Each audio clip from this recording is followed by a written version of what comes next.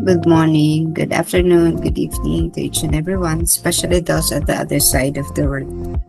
There is a time and space between us. There is only this present moment, and we are one. On diary entry number 1140, June 1, 1937. Today, the Corpus Christi procession took place. At the first altar, a flame issued from the host and pierced my heart, and I heard a voice. Here is my resting place. My heart was inflamed, and I felt that I was transformed completely into Him. Ngayon, naganap ang prosesyon ng Corpus Christi. Sa unang altar, may apoy na lumabas mula sa ostya at tumagos sa aking puso, at narinig ko ang isang tinig. Dito ang aking kapahingahan. Ang aking puso ay nag-alab, at nadama ko na ako ay ganap na nabago sa Kanya. Pareho din, no? The other day, yung entry during the procession. Yung isa, yung Blessed Sacrament. Procession of the Blessed Sacrament no, the other day. Ito naman, Corpus Christi. Corpus Christi ay yung banal na katawan ng ating Panginoong Jesus. So, ito din yung Blessed Sacrament. At sa prosesyong yun, nakita mo din ni Faustina ang Panginoon. So, not the image of the Divine Mercy, but a flame, no? Isang apoy na nagmula doon sa ostya, banal na ostya, at tumagos naman sa kanyang puso. When this flame penetrated or pierced the heart of Faustina, naging isa again sila, no? Again, they became one kasi I was transformed completely into Him. So, there was again a union. Papansin nyo, this was triggered again by hindi naman to communion, but this is the body of Christ. So, palaging ang pakikipagkaisa ni Faustina ay sa anyo, no? Or sa pamamagitan ng banal na tinapay, the host, which is taken, no? Parang tayo, we can claim to have union with God during the Holy Communion. Kaya nga nasa dulo yun, ng banal na misa. It does not happen at the start. Kasi syempre, kumbaga, warm up muna. You have to condition your mind, your body, your soul, and then you have to cleanse also your conscience and your heart from all the sins by admitting and confessing your sins to God and asking for His forgiveness. And then it would continue in the liturgy of the word. Babasahin ang banal na kasalutan, isa, dalawa, o tatlo na mga sipi mula sa luma at bagong tipan. And we will be inspired by the homily of the priests.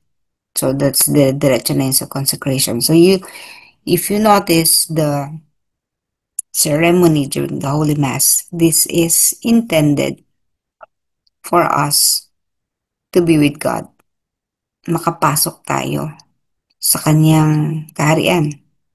So that actually when we enter the church or the temple of God, you are not entering a physical place.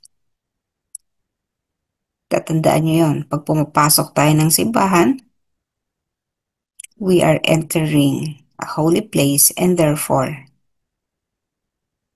hindi na ito isang ordinaryong lugar. It is a holy place where the door to heaven is located. Kung maghahanap ka na tinatawag na portal, nandun yung portal. portal to heaven. And it happens when you enter the church. Ngayon, hindi sapat yung nakapasok ka ng simbahan.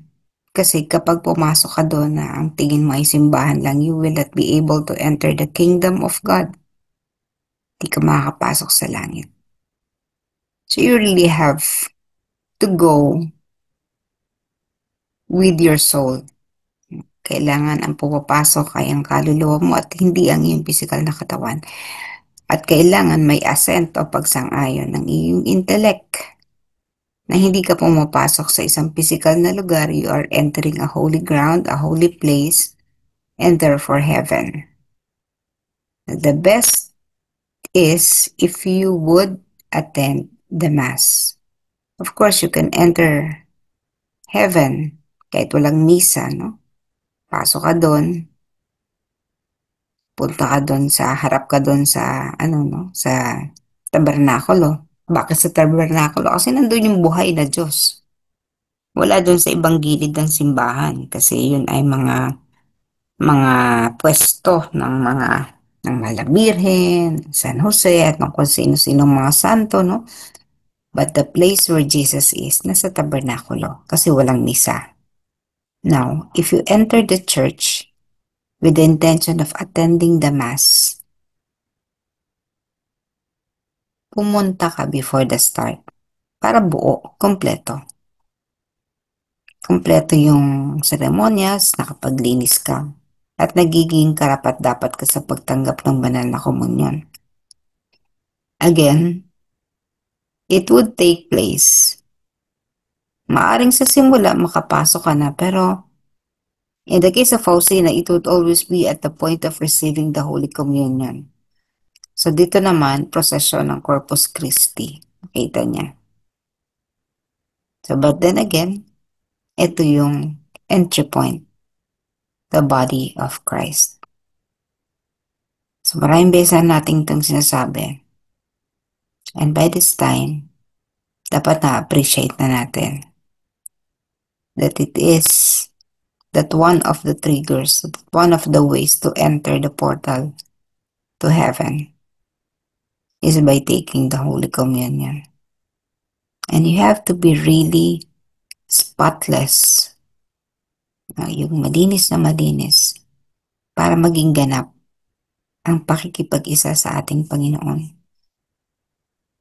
When you really put yourself into it, you cleanse your soul. Mahalaga kasi yung talaga naglilinis tayo. At yung intention mo ay makipagkaisa sa Diyos. And so it would happen. Hanggang dumating doon sa point na parang talagang hindi mo na mapigilan na hindi sumimba. Kasi sa pamamagitan lamang ng pagsimba at pagdalo sa misa, makakarating ka sa Kanya. Na kung yun na yung nakasanayan mo na pakikipagkaisa sa Diyos. You will not afford to miss a Mass anymore every day because that would be the source of your strength sa buong araw. Lalo na kung sa umaga ka sumimba. Wala namang problema din paghapon, no? But the point is, you're able to be with the Lord Jesus. So yun po, no? That is the only way for us sa ngayon, no? Na pwede nating talagang aralin coming into communion with God, with Christ. And that is through the Holy Mass.